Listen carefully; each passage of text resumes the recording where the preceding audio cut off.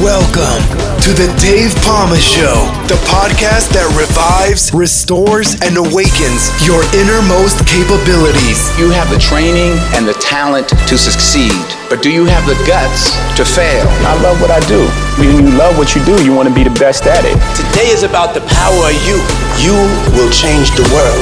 Find your path to success through the journey of those who have succeeded. And now, your host, Dave Palma. Hi, welcome back to the Dave Palma Show.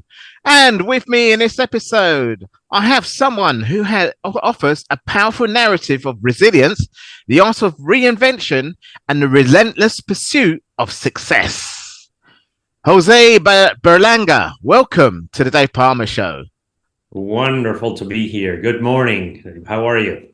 Good afternoon here, actually. Yes.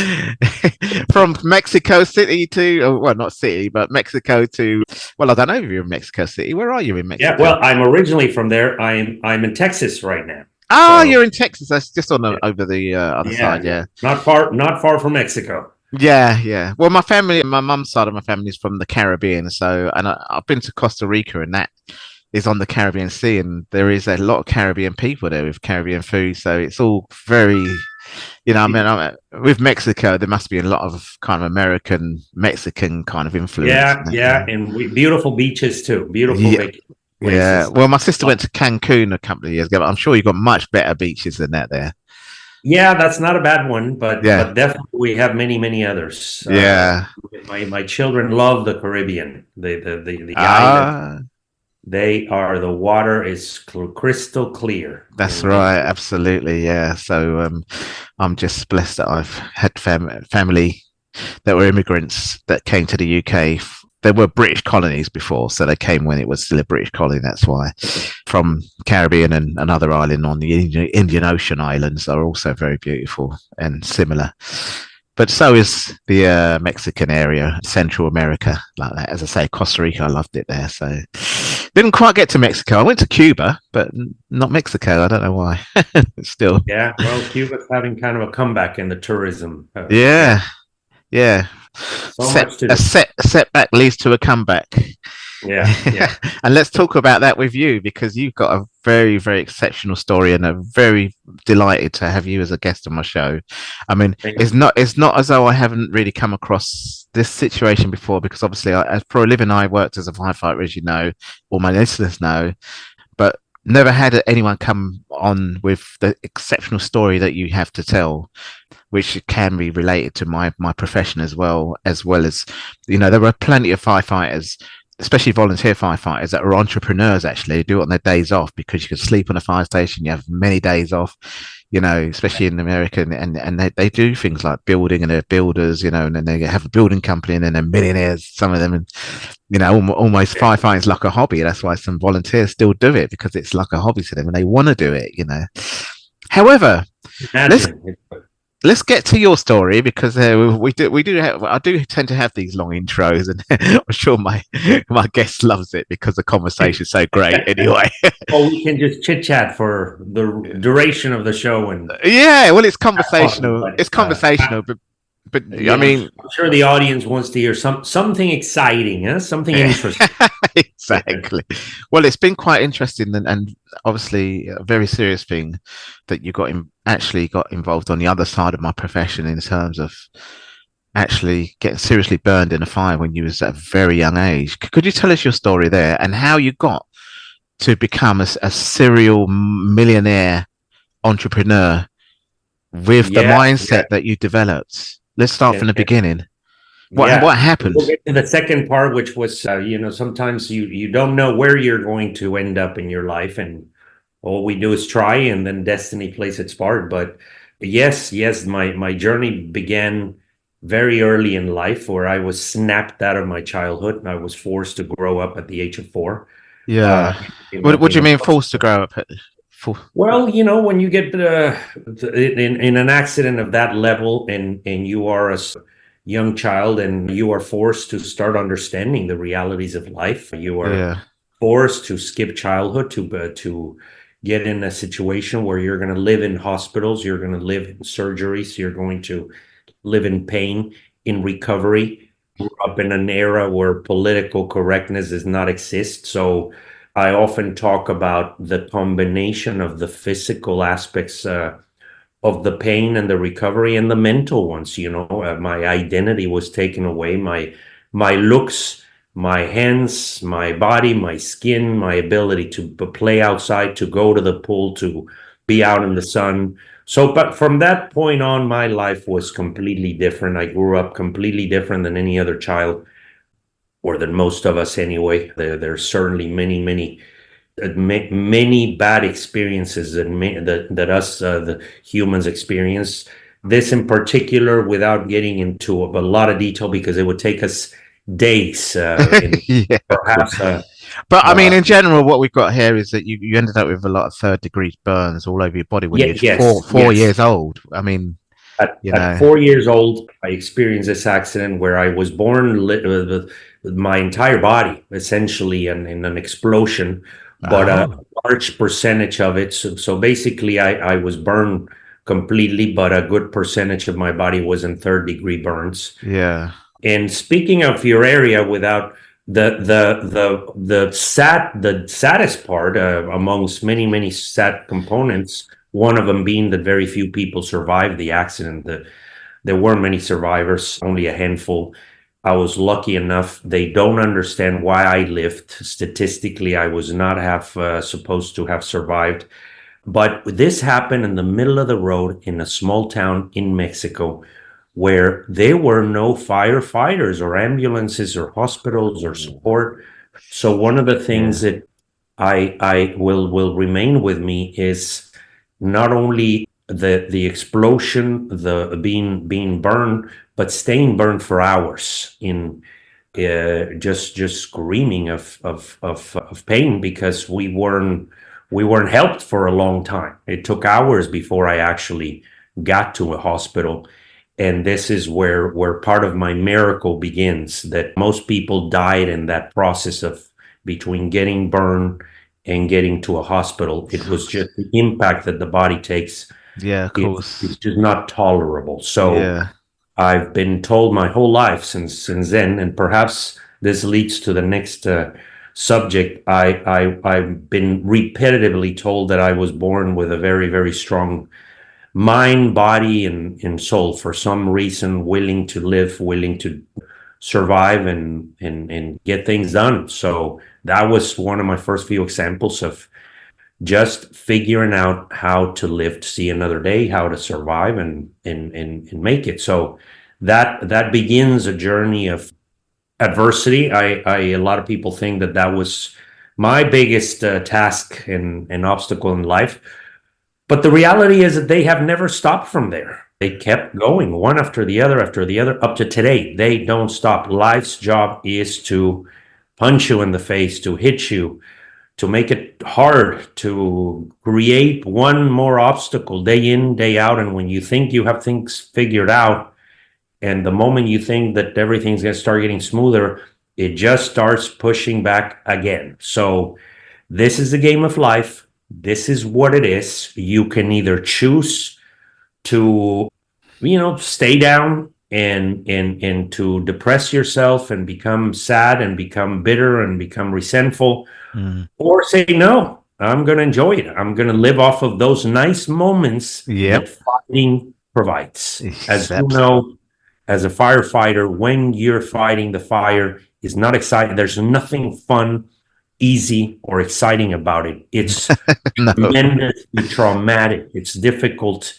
There are things that people will never understand. But what about the feeling, the moment when you realize that you made it through, that you survived, that you helped the people around you, and that you're out of that situation, and there's a moment of celebration, and those are the moments that we need.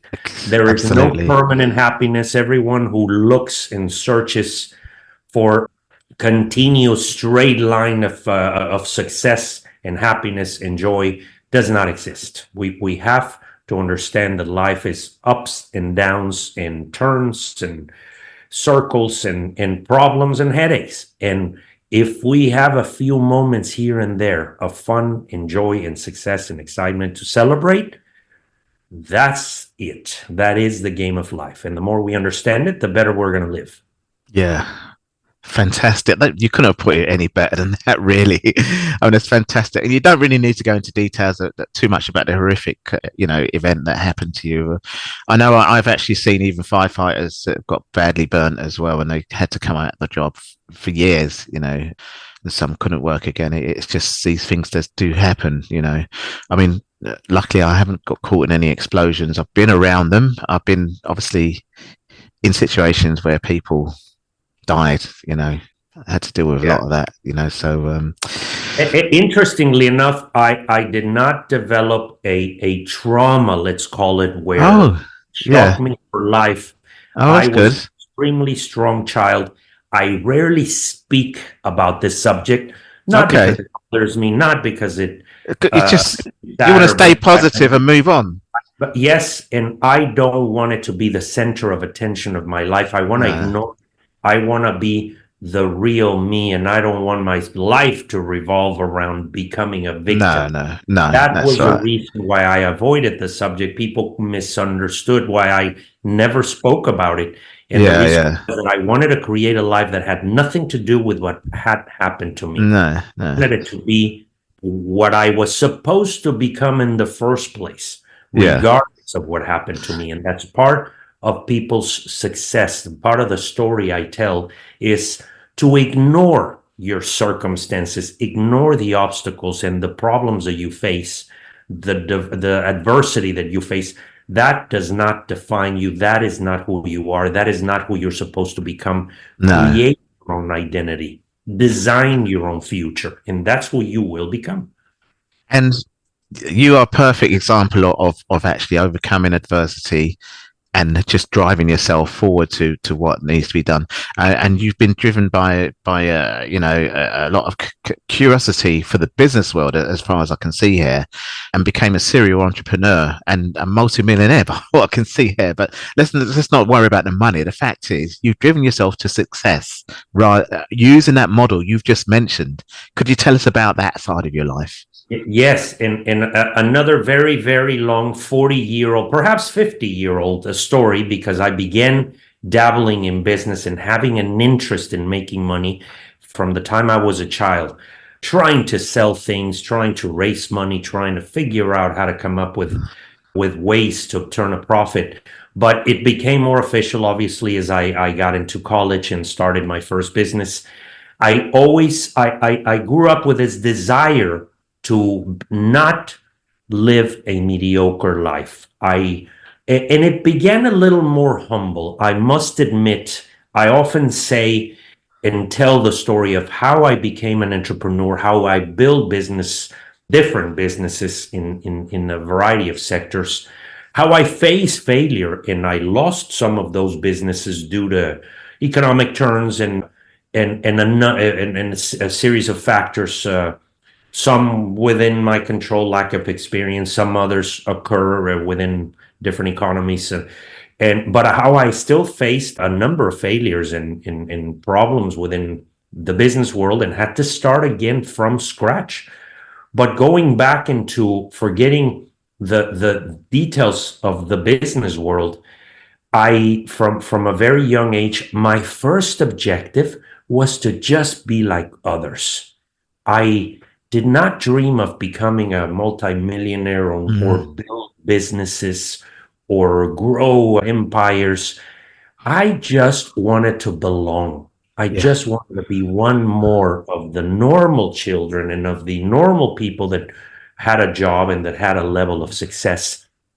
Little by little, I exceeded my expectations and the people around me because I began to ignore anything that was presenting itself as a problem. So I started a business out of fear, the opposite of most people that have to overcome fear in order to become entrepreneurs, because there is a fear attached to it, the uncertainty, the unknown, those moments where you don't know how or where or why you are doing things. To me, it was quite the opposite. It was the clear and simple answer to my future.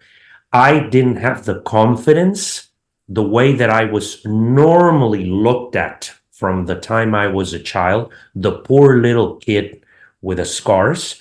I didn't have the confidence that it was required to knock on doors and get a job and ask people to help me and give me a hand and see me as one of the others.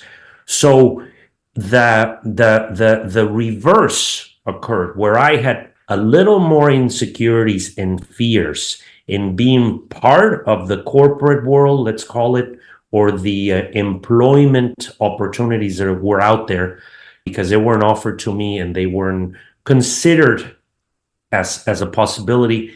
I began to create ideas and ways for me to develop the skill of making money on my own.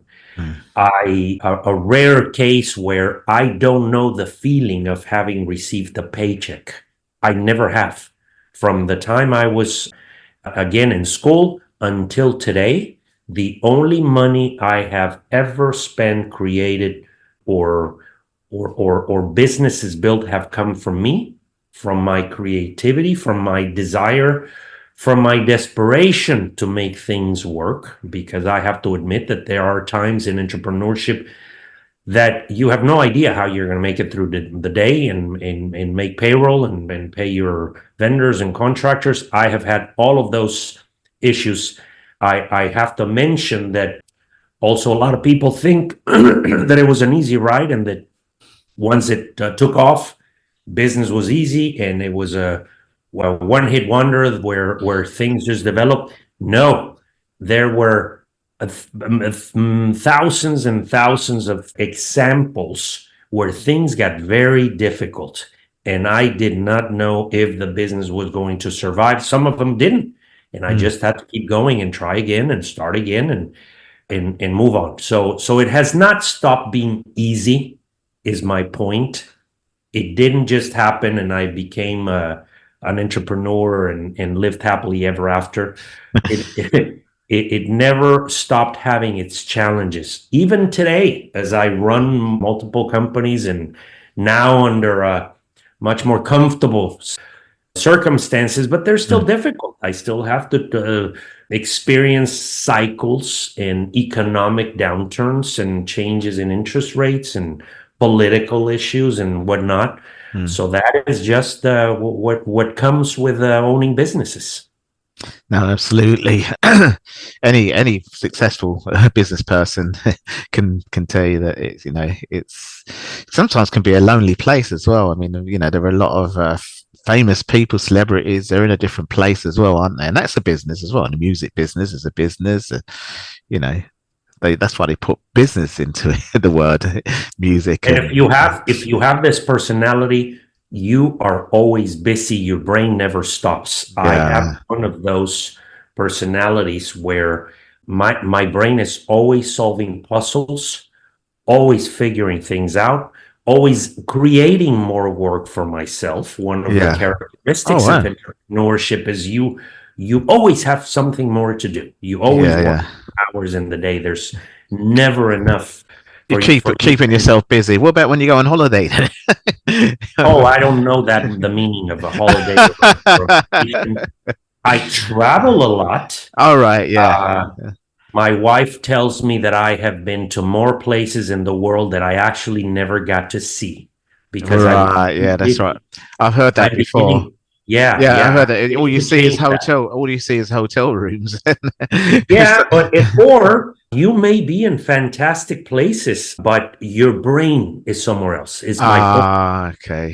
It's not that I necessarily stayed in the hotel. Oh no, we've been we've traveled all over the world, right? Seeing fabulous things, but her comment revolves around the fact that I was always, whether it was on my phone, whether it's thinking about something that was happening, going on back home, negotiating things in the middle of deals and transactions and growing pains. So it didn't matter where we were, whether we were taking time off, my brain was still attached to the business, which is what a lot of people don't understand. The business owns you. It takes over, and it becomes a responsibility that not everyone is able to handle. Yeah.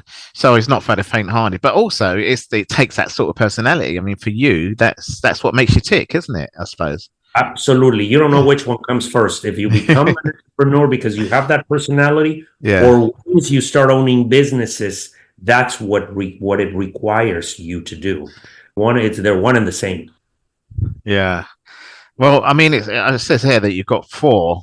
Oh, you achieved millionaire status not once but four times in four different industries. From Yes, yes. yeah, It's that's an interesting statement there that I've talked about several times, because my attempts of starting and building businesses have been many. I don't often talk about the dozens of times where I work with either myself or partners or groups of people in other businesses, from business plans, from startups, from buying a company, from taking over a company, from participating in that didn't work.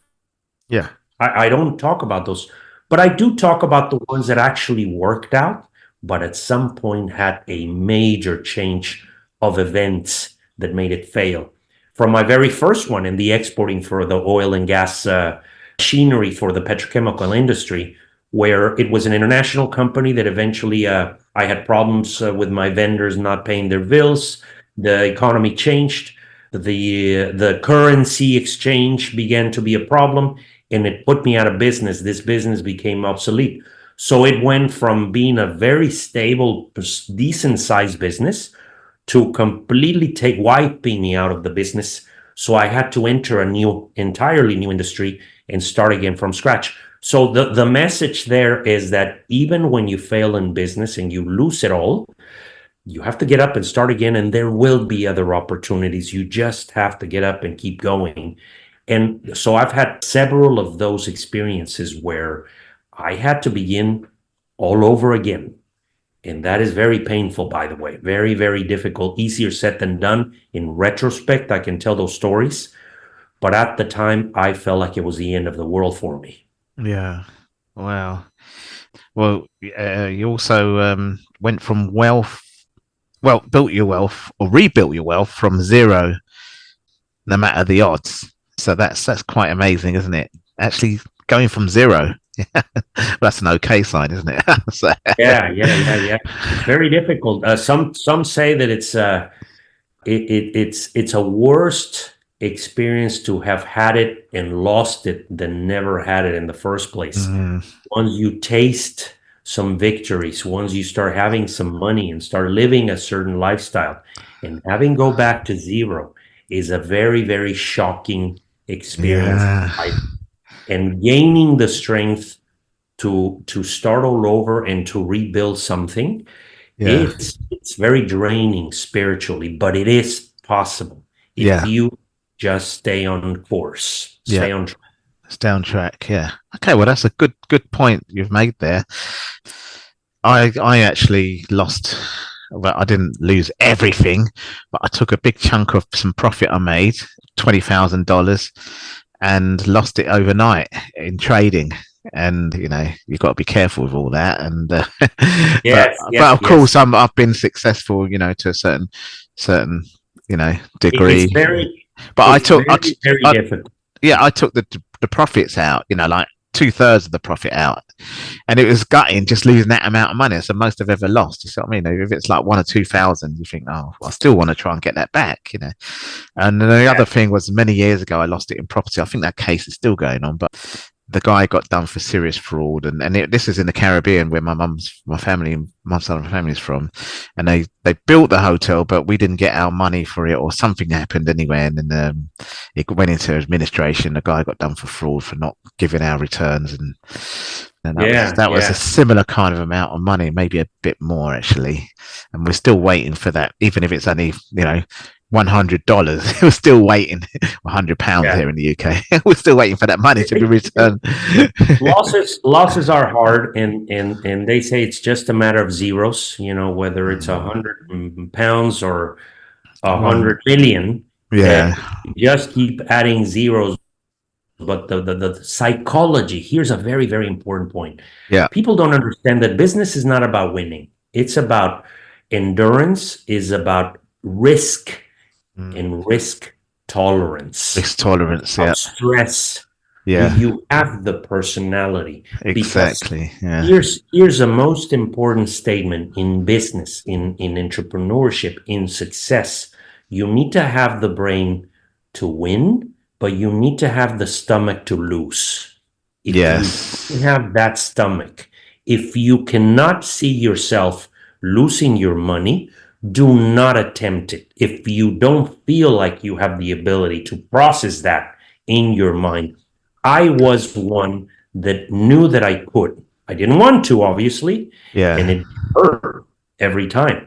Still to today, now that my business is much larger, but hey, I have days when I'm 1 million down, 2 million down, 3 million up, Oh, that's a million lot. down. Oh, that's a lot of money.